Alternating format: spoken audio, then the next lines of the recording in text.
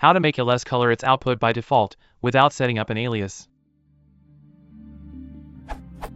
I don't want an alias ls equals ls color, and I had previously set this up on Mac OS X using clickColor environment variable which magically brought colors to ls.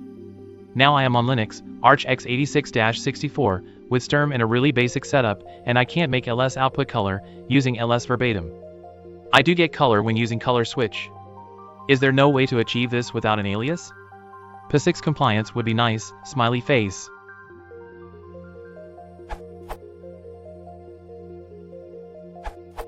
There is no way. The ls man page will show you that the default setting for color is none, i.e. never use color. Any reason you don't want to use aliases? I'm a recovering Red Hat user, so every time I install a new distribution I set 3 ls aliases like so.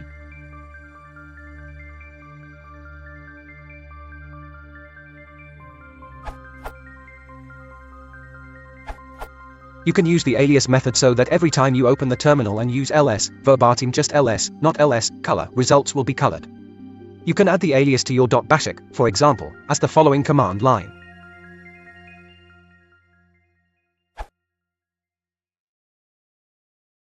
If you want to support the channel, please consider liking and subscribing.